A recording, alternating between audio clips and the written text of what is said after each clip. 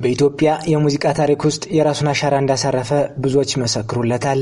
አንጋፋው የሙዚቃ ባለሙያ ዳዊት ይፍሩ ሲገልጸው ላለፉት 25 ዓመታት እንደ ኮከብ ብልጭ ያለና በአጭር ጊዜ ብዙ ስራዎችን የሰራ ነው ይላል። ዛሬም ድረስ በርካቶች ልብ ውስጥ የማይጠፋው ሰው የከተማው መናኝ፣ ትውልድና እድገቱ አዲስ አበባ ከተማ በተለምዶ አብነት ተብሎ በሚጠራው አካባቢ 1970 ዓ.ም ተወለደ። ገና ልጅ ያለ እግር ኳስ መጫወት ይወድ ነበር። የሙዚቃውን ዓለም የተቀላቀለው በልጅነቱ ነው። በ1987 ዓ.ም የ11ኛ ክፍል ተማሪ ሳለ በያሬድ የሙዚቃ ትምህርት ቤት ተምሯል። በዚህ የሙዚቃ ትምህርት ቤትም ጊታርን ጨምሮ ሌሎች የሙዚቃ ስራዎችን አዳብሯል። ከልጅነቱ ጀምሮ አሳምሮ የጊታር መሳሪያ ይጫወታል። ጊታር በብዙ የሙዚቃ ቅንብር ስራዎች የሚደመጥ ነው። በያሬድ የሙዚቃ ትምህርት ቤት ከተመረቀ በኋላም መዲና ባንድ ውስጥ ጊታር ይጫወት ነበር።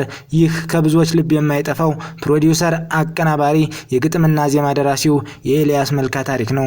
በብዙ የሙዚቃ አፍቃሪያን አይን ውስጥ የገባው አቡጊዳ የተሰኘውን የቴዎድሮስ ካሳሁን ቴዲ አፍሮ የመጀመሪያ አልበም ቅንብር ከሰራ በኋላ ነው። የዚህን አልበም ስኬት ተከትሎም በገና ስቱዲዮ አቋቋመ። ከዚህ በኋላም ተወዳጅ የሆኑ የወጣት ድምፃውያን ስራዎችን አቀናብሯል። ከዘሪቱ ከበደ እስከ ዮም መኮንን፣ ከትግስት ላቀ እስከ ሚኪያስ በኃይሉ፣ ከኃይል እየታደሰ እስከ ኃይል የሩትስ ያሉ የበርካታ ድምፃውያን ተወዳጅ የመጀመሪያ አልበማቸው የተከሸኑት በኤልያስ ስቱዲዮ ነው። ወጣቱ የሙዚቃ አቀናባሪ መሐመድ አህመድ፣ አረጋኸኝ ወራሽና ኩኩ ሰብስቤ ከመሳሰሉት አንጋፋ ባለሙያዎች ጋርም ሰርቷል።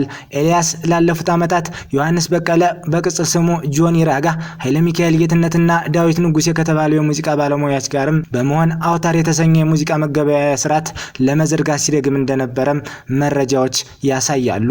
የሙዚቃ ባለሙያዎች በስራቸው ተገቢውን ጥቅም ማግኘት አለባቸው የሚል አቋም ነበረው። የሙዚቃ ባለሙያዎችን መብት ለማስከበርም ከሌሎች የሙዚቃ ሰዎች ጋር ከፍተኛ ጥረት አድርጓል። የከተማው መናኝ ኤልያስ መልካ በመሰሉ ፋንታውን ወይ ልምጣ ወይ ምጣ ሙዚቃ ውስጥ ሰዋዊ ህመሙን ተንፍሷል። በእርግጥ በመጨረሻ የህይወቱ ክፍሎች ሁለት ህመሞች እንዳጋጠሙት ይታወቃል። አንዴ የኩላሊት እጥበት፣ በሌላ ጊዜ የልብና ስኳር መድኃኒት እየወሰደ ይታገላል። ለወራት የኩላሊት ህክምናውን ሲከታተል የቆየው ኤልያስ መልካ እጅ አጠረው። ይህንን ህመሙን ግን ለማንም ሊናገር ድፍረት አልሰጠውም። የቤት ክራይ፣ የህክምና፣ የኑሮ ወጭ ተያይዘው ይመጡበታል። ያን ጊዜ ከስቃዩ ጋር እየታገለ በሚሰራቸው ሙዚቃዎቹ ሁሉንም ነገር ለመሸፈን ይጥራል። እየቆየ ሲሄድ ነገሮች ተደራረቡበት። ለመጀመሪያ ጊዜ ለራሱ ብድር ጠየቀ። የቤት አከራዩንም ታገሱኝ አለ። የኤልያስ አብሮ አደጎች በሙሉ እንደ ትልቅ ወንድም የሚያዩ ሰው መቸገሩን ደፍሮ ባለመናገሩ መረጃው ለብዙዎች አስደንጋጭ ሆኗል። አብሮት ለነበሩ ሙዚቀኞች ግን ነገሩ አዲስ አልነበረም። አብሮ አደግ ጓደኛው ሳሙኤል ደሳለኝ ብዙ ነገሮችን በውስጡ ይዞ ሳይነግረኝ ያለፈ ሰው ነው ይላል። ይህን መብሰልሰሉን ደግሞ በወይ ልምጣ ወይ ምጣ ሙዚቃ ውስጥ ወየው ጉድ ስንት አለ በሆዴ አምቄው ነው እንጂ ኑሮዬን በዘዴ ማለቱ ለዚህ ማሳያ ሳይሆን አይቀርም። ወይ ልምጣ ወይ ምጣ ተቃርኖዎች የተዛነቁበት ሙዚቃ ነው። ወይ ልምጣ ምድራዊውን ዓለም ረስቶ ወደ ሰማያዊ ዓለም ለመሄድ መጓጓት ነው። ወይ ምጣ የሚለው ደግሞ እግዚአብሔርን በምሕረት ጎብኘኝ ከሚል ተማጽኖ ጋር ይተሳሰራል። ተቃርኗዊ መንገድ ሌላም ገጽታ አለው። ስቃዩን እንደ ኃጢአት ደግሞ እስከ መቁጠር ወጥቶ በምን ጥፋቴ ነው ልቤ እንዲህ የሚቀጣ እያለ አምላኩን ወደ መሞገት አሸጋግሮታል። ኤልያስ መልካ በመጨረሻው ሰዓት በፈጣሪው ተስፋ ቆርጦ ይሆን ያስብላል። ይህ ልመና ሰዋዊ አቅመ ቢስነትን ወለል አድርጎ እያሳየ ከአምላካችን አንዳች ነገር መጠበቅ ነው። ተስፋ መቁረጥ ሊባል አይችልም። ኤልያስ በዚህ ሙዚቃ ውስጥ የታየበት ስነ ልቦናዊ መናወጥም የዚህ አምሳያ ነው። በሰዋዊ ባህሪ አለጋደም ጋደም ሰው ሁሉ ሊተኛ እኔ ቁጭ ብያለሁ ያንተ በሽተኛ እያለ ስቃዩን ብሶቱን ይናገራል። በመንፈሳዊ ጥንካሬው ደግሞ ከፈጣሪው ምሕረት እንደሚያገኝ ተስፋ አድርጓል።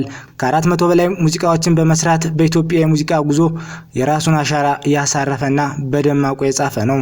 የኩላሊትና የስኳር ህመም የነበረበት ኤልያስ መስከረም 24 ቀን 2012 ዓ.ም ከዚህ ዓለም በሞት ተለይቷል።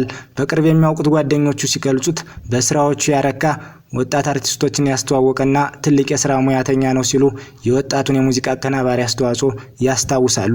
የሙዚቃው ትልቅ ሰው፣ የሙዚቃው ዋርካ ኤልያስ መልካ ዛሬም ድረስ ስራዎቹ ሕያው ምስክር ናቸው።